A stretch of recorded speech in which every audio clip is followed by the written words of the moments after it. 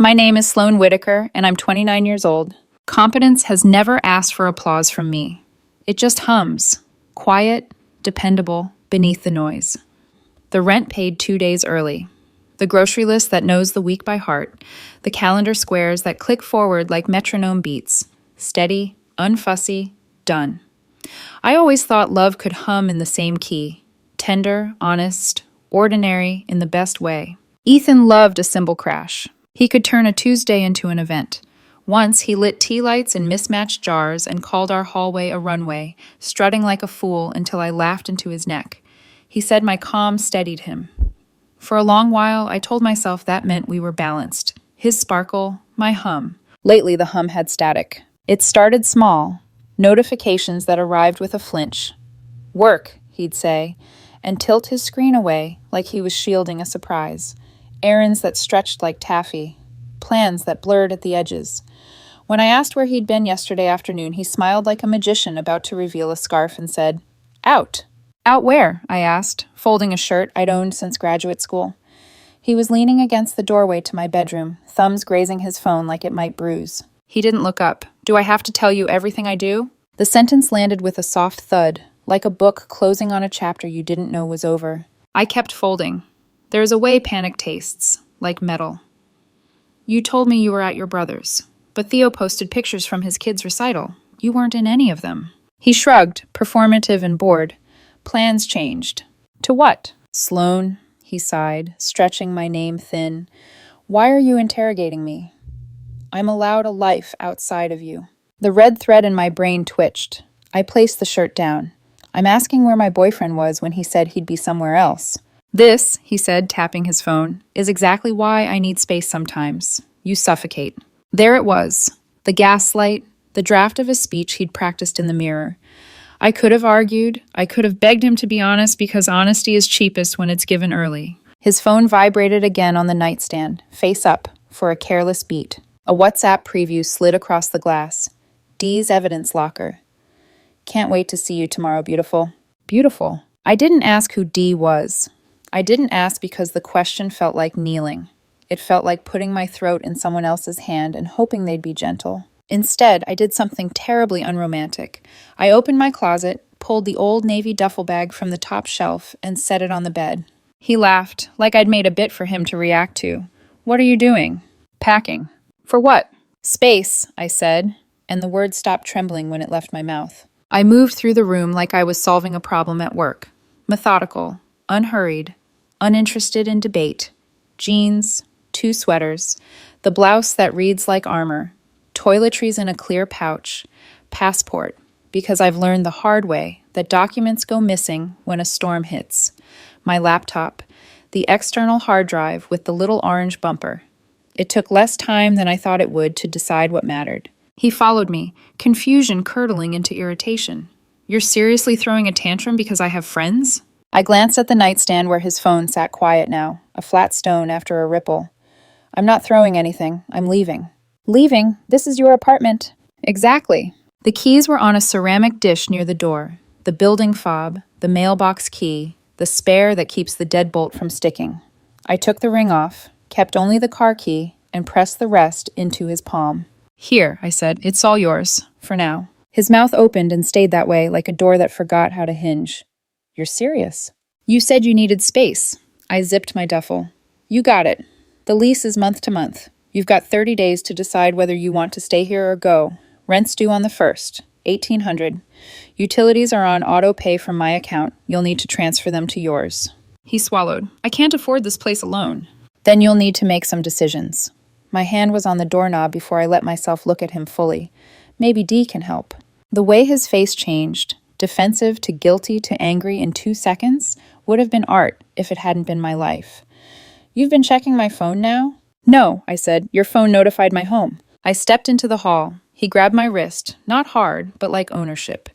"You can't just leave. We live together. I have rights." "You're not on the lease, Ethan." I eased my hand free.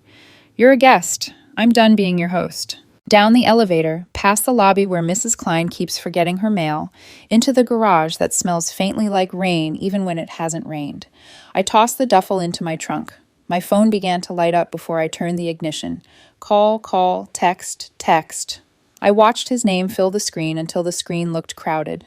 I drove anyway. Maya didn't ask questions when I showed up at her condo with a bag and the kind of eyes you get after seeing too much truth in too little time. She opened the door and stepped aside. Shoes off. Tea kettle on. You can talk or not talk. I took off my shoes. I did not cry. Not because I'm brave, but because crying felt like a receipt he'd want to keep. My phone vibrated across the counter while the kettle warmed. Ethan's name again. Then a new number. Robert Vale. I let them stack. The kettle hissed.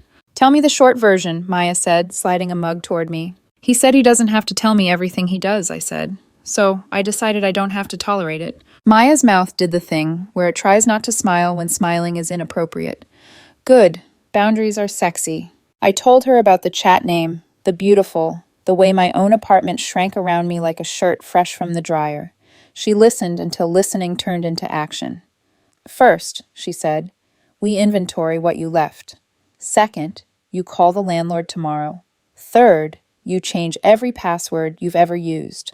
I didn't accuse him, I said, and the sentence surprised me by how proud it sounded in my own mouth. I just left. That was the accusation, she said gently. A clean exit is the loudest truth. The texts kept coming. One from Colin, Ethan's friend. You made her interesting. Homeless over a misunderstanding? Be better, Sloan. Another from an unknown number with a signature block. Robert Vale, CPA, LLM, tax. A wall of language about housing rights, established residency, harassment. I stared at the email on my phone and then slid the phone face down. What? Maya asked. His dad practices tax law, I said. He just threatened me like he's HUD. Maya blinked. Of course he did. We built a small war room around the coffee table, my laptop, Maya's printer humming like a tiny factory, a yellow legal pad. I wrote dates. She pulled bank statements. I listed which utilities were still on autopay. It all felt stunningly unromantic, which is how I knew it was right. Do you want to sleep? Maya asked finally. I want the next 30 days to pass quietly, I said. You won't get that, she said, not unkindly. But you'll get through them. I lay on her couch and watched the ceiling. Somewhere on the other side of town, Ethan was pacing in my living room, calling it his, because he'd left a hoodie on the back of the chair once. He would try charm first, then guilt, then rage, then reason, then whatever came after reason when reason didn't work. I did not plan to answer. Not tonight. Maybe not tomorrow. Maybe we would only speak through adults who wore suits and understood the difference between guest and tenant, between story and evidence. Just before sleep took me, my phone pulsed one more time, an Instagram notification that someone had tagged the location of my apartment as if it were theirs. The hum inside me, the one that keeps the roof from falling, got louder. It wasn't angry, it was awake. I didn't know it yet, but leaving wasn't the end of anything. It was the beginning of documentation. It was the beginning of quiet war. It was the beginning of getting my home back. Dennis called the next morning, the way good men clear their throat before wading into drama. Morning, Ms. Whitaker. Got a situation. Go ahead, I said, already opening a notes doc. A Mr. Ethan Vale stopped by the office asking to be added to your lease. Said you two cohabit as life partners and he needs to protect his housing rights. When I explained how leases work, he pivoted to taking the lease over in full. And? I asked. He doesn't qualify, Dennis said, apologetic but firm. Income verification is light. His credit file is, well, creative. I told him none of this flies without you, the current leaseholder, signing off. I typed. Ethan attempted to add self to lease, assume lease, denied by PM, insufficient income / credit. Thank you for the heads up, I said. Please keep any changes frozen until you hear from me or my counsel. Already done. And Ms. Whitaker? He cleared his throat again. I've always found you straightforward. If there's anything unusual, repairs, noise, extra, occupancy, document, and I'll back you appropriately. The word occupancy pricked. Understood. After we hung up, Maya slid a plate of toast toward me, and I realized I'd buttered the same corner 3 times. Put food in your mouth, not in your spreadsheet, she said. Then call it and change every work login. By noon, the story had spilled online. A sepia-tone paragraph in Ethan's Instagram story. When controlling people punish your independence, remember your worth. The location tag was my building. The replies were the usual chorus line. King, protect your peace. Men deserve safety too. One of his buddies wrote, she always had main character syndrome. Another, she sounds toxic, bro. Get out. I watched, detached, like an anthropologist observing a ritual of deflection. Maya read over my shoulder and snorted. The man tagged your home like it's a brunch spot. At 2 p.m., a text from Colin pinged through, this time from Ethan's phone. Colin, Sloan, come on. 4 years together and you kick him out over a misunderstanding? He's devastated. I typed and deleted 3 versions of he lives in my apartment. I settled on nothing. Silence can be punctuation. At 3:40, I drove back to my place to grab the work gear I'd forgotten in the office nook. 2 monitors, a docking station, the headset that doesn't make me sound like a robot in meetings. My palms went colder the closer I got to the door, not with fear, but with clarity, the kind you feel before a presentation, when you already know what you're going to say. I unlocked the deadbolt and stepped into an air I recognized and didn't. My citrus cleaner, my throw blanket on the arm of the couch, the scent of someone else's cologne wearing my living room like a borrowed jacket. A woman's laugh floated from the hallway. It was light, like a bead rolling across wood. She came into view first, hair up in an easy knot, one of my guest towels thrown over her shoulder like she belonged to it. Danielle looked exactly like a person who knows the camera loves her. She wore joggers and a cropped top I would never have bought for myself, bare feet, bare ring finger, a boyish smirk. Ethan appeared right behind her, shirtless, a towel looped low on his hips like a commercial. He jolted when he saw me, then did the well-rehearsed pivot to casual. Sloan, hey, was just about to text you. About what? I said, locking my expression in neutral. About plans, logistics. His eyes kept skittering to Danielle as if to borrow lines. She raised her brows, an actress waiting for her cue. Hi, she said bright. I'm Danielle. I looked at the towel on her shoulder. I gathered. For a beat, nobody breathed. I walked past them to the office nook. They followed to watch me detach cords like pulling ivy from a fence. Danielle adjusted the towel. We were just talking about you, she said, too friendly. I'm sure, I said. Ethan tried to laugh. It's not what it looks like. I paused midway through unscrewing the monitor arm. He's right, I said to Danielle. It looks like nothing I need to be involved in. Her smile faltered. Ethan tried a new tack. We're adults. We can talk. You leaving like that was dramatic. I prefer the word decisive. I slid the monitor into its box. Here are the logistics. You have 30 days from last night to decide whether you can shoulder this place without me. Rent is due on the 1st. Utilities will come off my auto pay in 7 days. After that, the lights go off unless you transfer them. Danielle's smirk returned, brittle at the edges. That seems punitive. It's called an account change. Ethan planted a hand on the desk like a scene partner steadying himself. You can't just, I've been here how long? I have rights. You're not on the lease, I said, composing my face around kindness the way you compose a bed around clean sheets. You're a guest who outstayed the house rules. He stepped closer. You're really going to be like this? Like what? I asked. The person whose name is on the contract? Danielle looked at him and then at the framed print on the wall, my late father's lighthouse sketch, and for a flicker I thought I saw something like doubt pass over her features. Then her phone vibrated. She glanced at it, brightened. Babe, the brunch crew is asking if we're still on. Babe. I lowered my gaze to my packing list and put a small check next to docking station. Make it boring, Veronica would tell me later.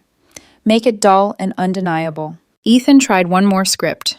You're making me homeless. You are standing in a fully furnished apartment, I said, with a +1.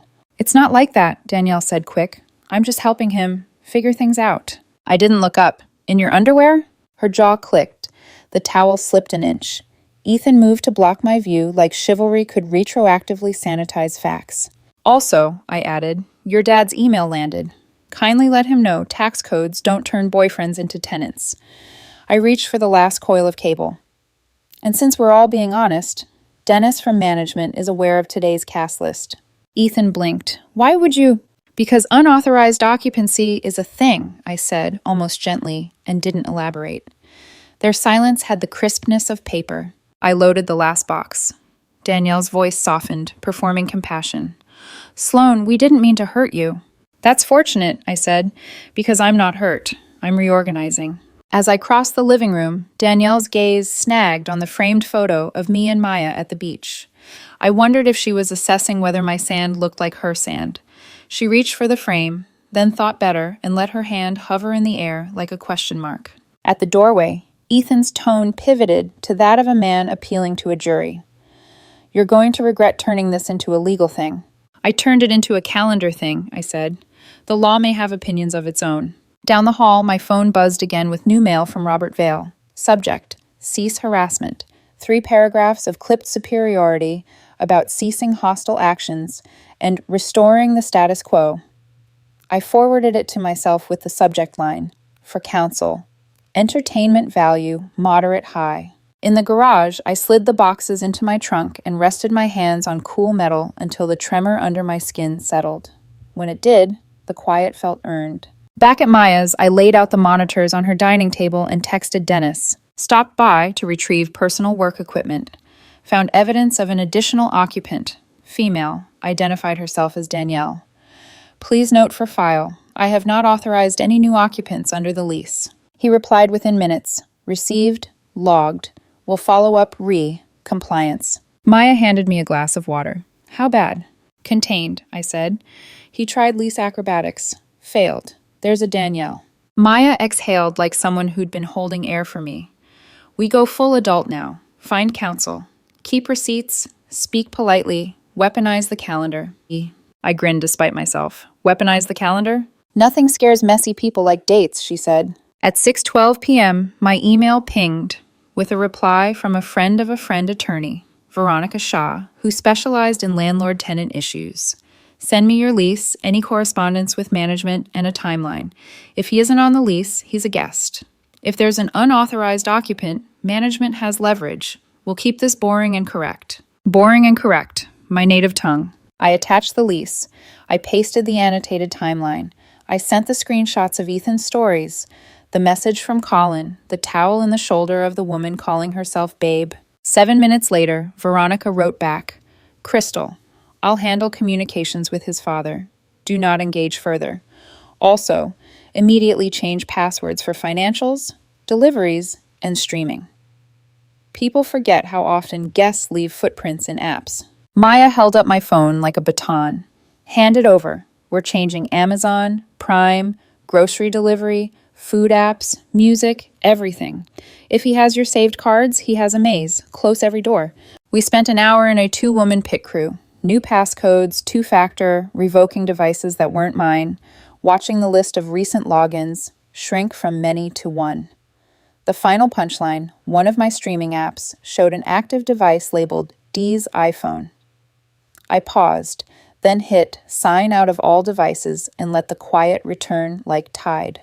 Veronica called. Her voice was warm steel.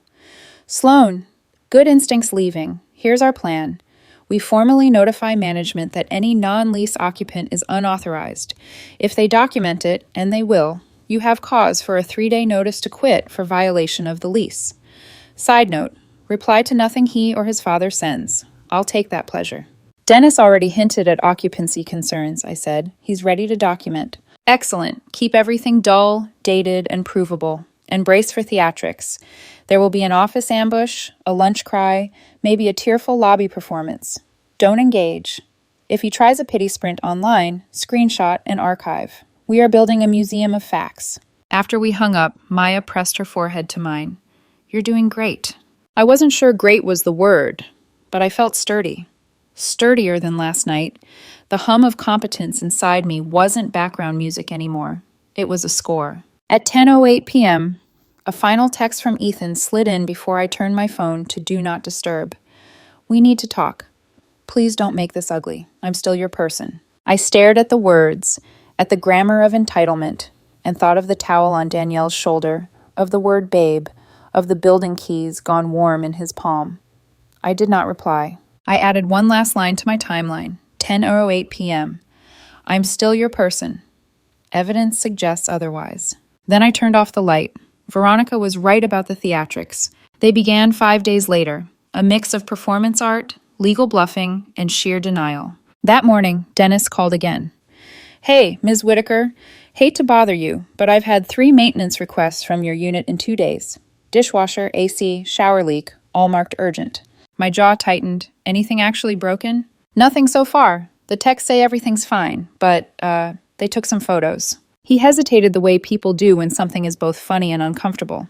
There's, another man's stuff everywhere. Gaming setup, sneakers by the couch, shirts in the closet. You didn't authorize that, right? I closed my eyes. I did not. Dennis sighed with the bone-deep weariness of a man who'd seen too many breakups spill into lease violations. Then we've got grounds. I'm filing this under unauthorized occupancy. Management will serve a notice if it's not resolved. Please do, I said quietly. When I hung up, I texted Veronica. Maintenance logs confirm unauthorized occupant. Male, name likely Colin or new partner. Photos exist. Her reply came fast.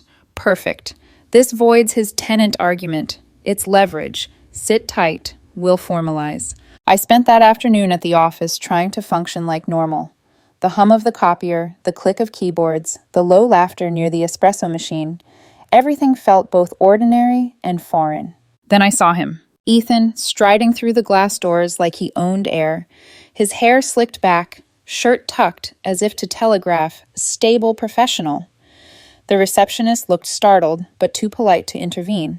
He spotted me across the open floor, tears already balancing on the edge of his eyes. Sloan, he called, loud enough for the entire marketing team to look up. Please, we need to talk. Every sound in the office flattened. I stood deliberately slow. Ethan, I said evenly, this isn't the place. It's the only place you'll actually see me, he said, voice cracking right on cue. You're destroying my life. You left me, blocked me. Now your landlord's harassing me. My manager, Sandra Liu, 60 years old and allergic to nonsense, rose from her desk like an approaching storm. Sir, she said, tone pure ice, this is a workplace. Whatever this is, it doesn't belong here. He turned desperate eyes toward her. You don't understand. She's evicting me. Sandra folded her arms. Then I suggest you hire a lawyer, not an audience. I held my voice steady. Ethan, if you need to communicate, contact Veronica Shaw. You already have her email. That landed like a slap wrapped in politeness. He blinked, realizing the scene wasn't bending his way. You really got a lawyer? For my apartment, I said. The office was silent except for the faint hum of the printer. Ethan's mouth worked around something. An apology, maybe, or a threat. Then he turned and walked out. When the doors closed behind him, Sandra exhaled. He seemed stable, she deadpanned. A ripple of laughter broke the tension. Someone whispered, that was wild, and everyone went back to pretending to work. I sat, pulse finally slowing, when my phone buzzed again. Notification. Your card ending in 4427, transaction 1899, Foodie Rush. Then another, 64.21, streaming bundle renewal, $47.83, clothing boutique. A sinking cold spread through my chest. Ethan still had access to my old auto-saved cards. Maya's voice from a week ago echoed, close every door. I logged into each account, delivery apps, streaming, shopping, and saw them like footprints through snow. Orders from my old address, delivered under his name. Subscriptions running through my billing info. Even my Amazon Prime, my Netflix, my Spotify. I canceled them all, changed every password again. By the end of the hour, Ethan's digital world went dark. The next message came from Danielle's friend, a woman named Tara, whom I barely knew. Really, Sloan? Canceling his Netflix during a crisis? That's cruel. I stared at the screen, amazed at the audacity of people who call consequences cruelty. I didn't reply. I forwarded the screenshots to Veronica instead. Her text came back within a minute. Good catch. That's credit card fraud. Keep receipts. The next morning, Veronica called, voice brisk but delighted. We're in excellent shape. Dennis sent the maintenance logs and photos. Danielle's shoes, her toothbrush, her gaming setup next to Ethan's. You couldn't script it better. Unauthorized occupant confirmed, I said. Exactly. Here's what happens next. Dennis issues a 3-day notice to quit for breach of lease. It's procedural, but powerful. This comes from property management, not you, which means they can't twist it into harassment. Once served, they'll either leave voluntarily or we escalate to formal eviction. A small smile crept into my voice. That sounds almost merciful. Oh, it's mercy wrapped in paperwork, she said. The best kind. That afternoon, Dennis emailed a copy of the notice for my records. Plain, bureaucratic, devastating. 2. Mr. Ethan Vale. Notice to quit. Unauthorized occupancy. Lease violation. Tenant has moved in an additional occupant without written consent. Failure to vacate within 3 days will result in eviction proceedings. I printed it, folded it, slid it into a folder labeled Receipts, Emotional and Legal. At 7:23 p.m., Ethan called from an unfamiliar number. I didn't answer. 2 minutes later, a text popped up. You're ruining my life. Danielle has nowhere to go. You used to care. Then another. You think lawyers make you safe? Wait till people see what kind of person you really are. Veronica's words floated back. Do not engage. I archived the messages. The next day, Maya and I were having lunch at a cafe when she nodded toward the TV above the bar. Ethan's social media post had gone semi-viral in the local bubble.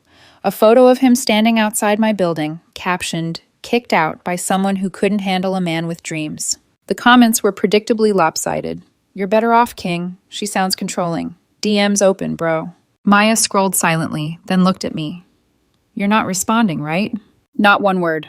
Good. Let them write fiction. You're working on evidence. 2 days later, Dennis called again.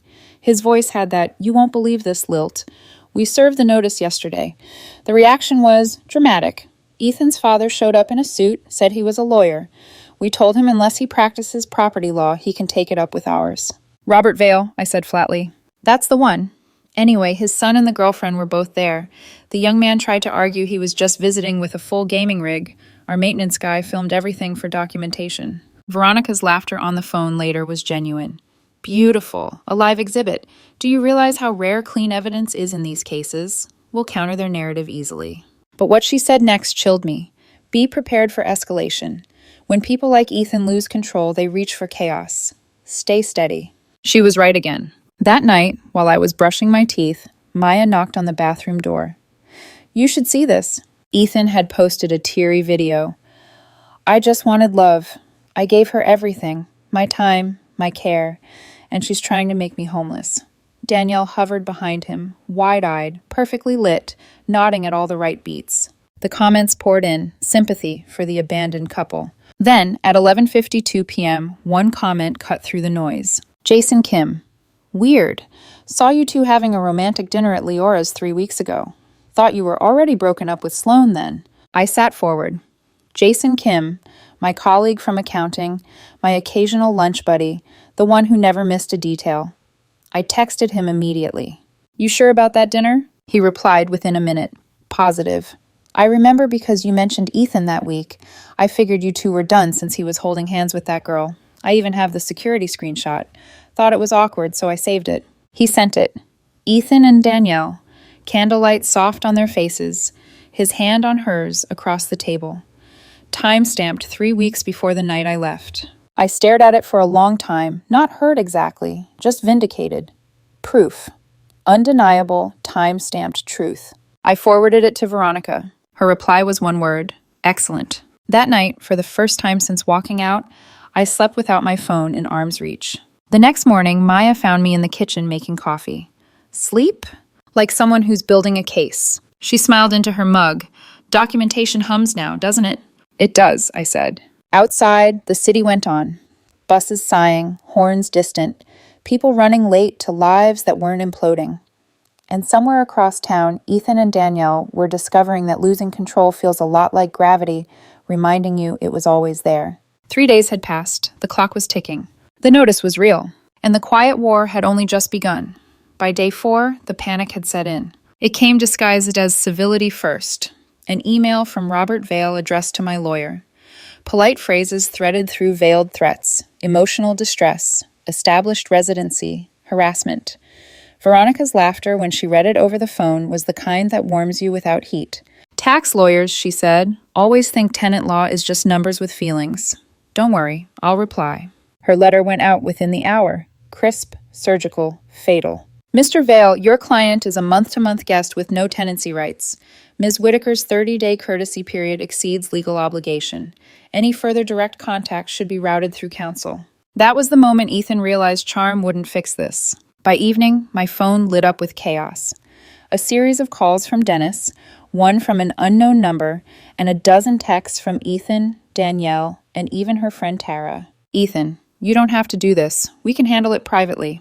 Danielle, you've turned something beautiful into a legal circus. Congrats. Tara, she's sobbing, Sloan. I hope you're happy. None of them realized silence can be strategy. When I finally answered Dennis's call, he sounded both exasperated and bemused. They're filing maintenance reports again, this time for noise complaints. Claims of strange sounds in the vents, mysterious water leaks, a light flickering at night. I could hear the suppressed laugh in his voice. My maintenance guy went over. Guess what? Not a single issue, but he did document the new furniture arrangement. Well, I say new, but it's clearly hers. And the man, Ethan, keeps insisting she's not living there. The same woman answering the door, brushing her hair, wearing his t-shirt. Perfect, I said. Please keep copies. Already done, Dennis replied. We're ready to move to formal eviction if needed. I hung up and exhaled. The patience of paperwork, unglamorous, relentless, was winning. But then, right on schedule, came the theatrics. Wednesday afternoon, I was out with my team for lunch, a midweek break at a small Italian place downtown. I was halfway through explaining a client pitch when a familiar voice cracked through the restaurant noise. Sloan! Heads turned. Ethan stood in the doorway, red-eyed, jittering with false remorse. Please, he said, walking toward our table. We can't end like this. My coworkers froze, forks midair. I kept my tone even. Ethan, this is not appropriate. You've frozen me out, he said. Blocked me, called lawyers, turned my life upside down. I just want to talk. Sandra looked up from her lasagna. Sir, not here. Ethan's eyes glossed over. She's evicting me from my home. Sandra gave him a stare that could disinfect a wound. It's her home, apparently. Laughter broke around the table. Ethan's mouth opened, closed. Then he muttered something about betrayal and fled the room. The silence afterward was thick until Sandra said dryly, Well, he seems stable. I smiled weakly. Told you my dating life's cinematic. By the time I got back to the office, Veronica had already seen the fallout online. Someone had filmed it. Ethan's fans, yes, somehow he had fans now, were calling me heartless and calculating. I didn't care. What did sting was the next discovery, my credit card statement. Random charges from delivery apps I hadn't used since the breakup, purchases on my Amazon account, new subscriptions under my name. He'd been using my stored card information. Veronica's instructions were instant. Dispute everything, change every card, keep screenshots. That's fraud. The next day, she forwarded a new notice, property damage report, Unit 31 Lane. Dennis had sent pictures, holes in the drywall where a TV mount had been ripped out, burn marks on the counter, red wine stains on the carpet, a bathroom door off its hinges. Unbelievable, I said softly. Oh, it gets better, Veronica replied. They left his gaming setup out during inspection, her name on the monitor's login screen. We can prove cohabitation, unauthorized occupancy, and now property damage. We're not just defending anymore, Sloan, we're countering. Her plan was meticulous. Step 1, let management file official eviction through the building's legal channel. Step 2, file a countersuit for damage, fraud, and breach of quiet enjoyment. Step 3, win quietly, thoroughly, and leave them nothing but their own noise. By Friday, the official 3-day notice to quit had been served. Dennis said the meltdown was Oscar level. Danielle had screamed about rights and safety. Ethan had argued that he was being bullied out of his home. When Dennis mentioned unauthorized occupants, Danielle accused me of stalking. They think paperwork is witchcraft, he muttered. That night, Ethan called from a new number. I let it go to voicemail. His voice trembled. You have no idea what you've started. Danielle's crying. My dad's furious. And you're hiding behind lawyers. I can't even stay with my parents. This is insane. Then came a text, shorter, sharper. You're evil. You just want to ruin me. I stared at the words, then saved the voicemail, the text, the timestamps, everything. Evidence now, emotions later. Maya peeked into the room. He's unraveling, isn't he? Like bad stitching, I said. Saturday morning, Jason Kim texted again. He and Danielle had dinner last night at Leora's. Different table, same play. He attached another photo. I didn't feel anger anymore, only exhaustion. Some people confuse drama with proof of being alive. When I told Veronica, she chuckled. Let them keep performing. Every act becomes an exhibit. Sunday, my phone rang with an unknown number. Danielle this time. Her voice trembled between fury and tears. You ruined everything, Sloan. We were happy before you turned it into this. You were happy in my apartment, I said. On my card. With my things. You think you're better than me? No, I said, just more organized. She hung up. By Monday morning, Ethan had gone quiet. Too quiet. That kind of silence isn't peace. It's plotting. Veronica confirmed it 2 days later. They've hired a real attorney this time. Filed a complaint claiming emotional distress and illegal eviction. They're asking for 3 months rent-free living and $5,000 for damages. I laughed. They're suing me while living in my apartment? They were, she said. Not anymore. Management's eviction clock expired at midnight yesterday. They're officially trespassing. The sheriff's notice goes out tomorrow. For the first time in weeks, I felt something close to relief. Not joy, not yet, but the faint light at the end of bureaucratic purgatory. That night, I found myself standing outside my apartment building, watching the windows glow from the street. It wasn't nostalgia. It was curiosity. What a home looks like when someone tries to steal it. Through the blinds, I saw movement. Danielle pacing, phone in hand. Ethan hunched over the couch, face buried in his palms. The same couch we'd picked out together on a Sunday morning 2 years ago, laughing over coffee and sales tags. I didn't feel pity, just distance. I turned away and walked back to the car. My phone buzzed with a new text. Ethan, you've won. Hope you're proud. I didn't reply. Because it wasn't about winning. It was about reclaiming what was mine. My space, my peace, my name on the lease, and the quiet that hums when the noise finally stops. 3 days left. Then I'd have my apartment back, and they'd have nothing but each other. The final 3 days were a symphony of collapse. Day 1, desperation. Day 2, denial. Day 3, debris. Dennis texted first on Monday morning. Notice period expired at midnight. We're proceeding. I brewed my coffee and replied, Understood. I'll be present to document. By noon, he and the building's maintenance crew arrived at Unit 314 with formal papers in hand. Ethan opened the door, unshaven, shirt half-buttoned. Danielle sat on the couch, face puffy from crying, clutching a throw pillow like a prop in a tragedy she'd directed. Mr. Vale, Dennis said evenly, you were served with a 3-day notice last week. You've exceeded that period. We need you to vacate now. I just need more time, Ethan said, his voice cracking in all the rehearsed places. You can't just throw us out. You can take what you can carry, Dennis said, professional but firm. Everything else will be stored for 30 days. Here's the address. Danielle's eyes widened. This is illegal. You can't do this while my lawyer's filing.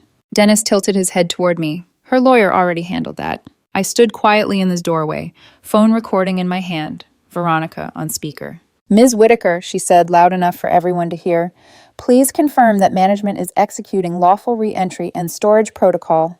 Confirmed, I said. Danielle's sob rose into a full wail. You're monsters, both of you. Ethan turned to me, pleading. Sloan, please, I have nowhere to go. You have options, I said softly. You just don't like any of them. For a long beat, no one moved. Then, with shaking hands, he began to pack. Robert Vale showed up 20 minutes later, red-faced, tie askew. This is cruel, he hissed at me. My son made mistakes, but this is vindictive. Veronica's voice crackled from the phone. Mr. Vale, your son committed property damage and credit card fraud. Cruelty is expecting my client to fund it. Robert deflated like a punctured balloon. The move out was chaos. Danielle threw clothes into garbage bags. Ethan argued over what belonged to whom. Every few minutes I had to point. That blender's mine. Those books are mine. That coffee maker, also mine. Each correction earned a glare from Danielle and another notch of humiliation for Ethan. You're nickel and diming me, she spat.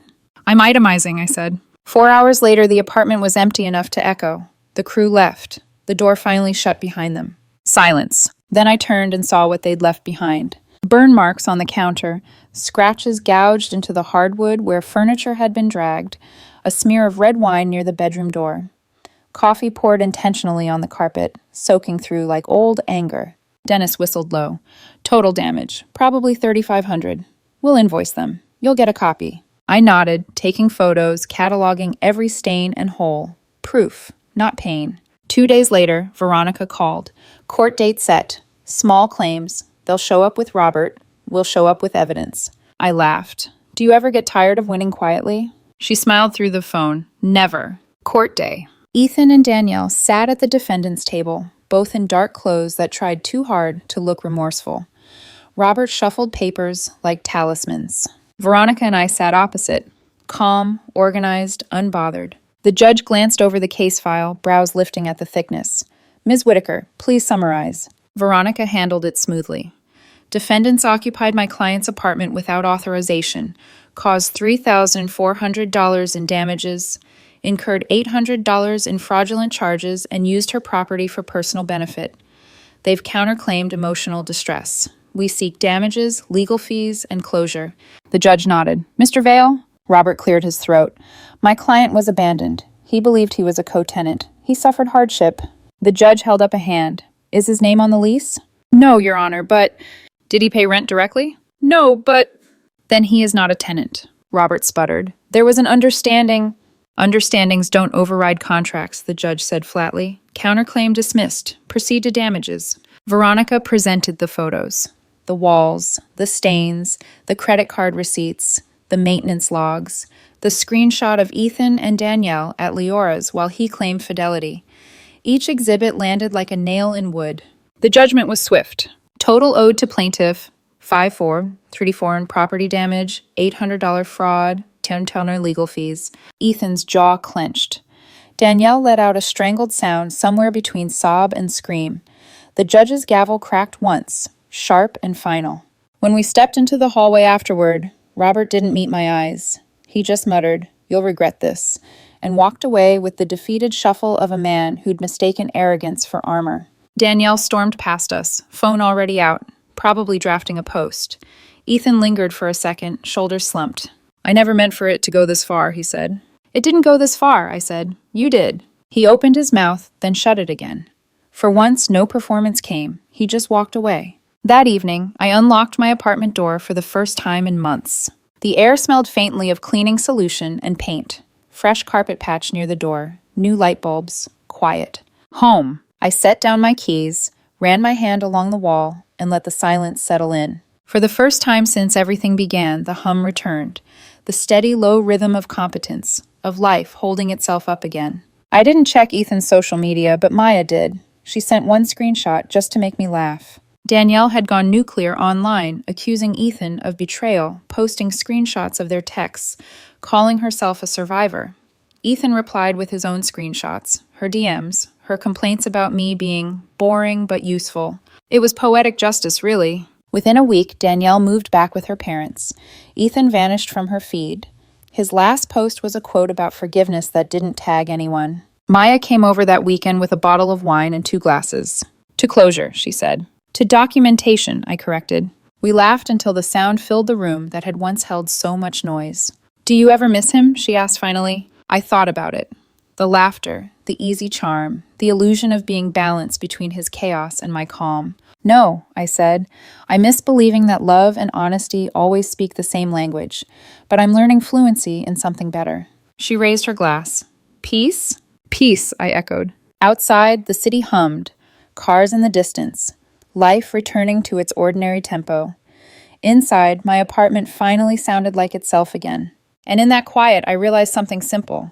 When someone tells you they don't owe you honesty, believe them. Then build your life where silence means safety, not secrets. Because the hum, that soft, steady hum, was never gone. It was waiting for me to stop mistaking noise for love.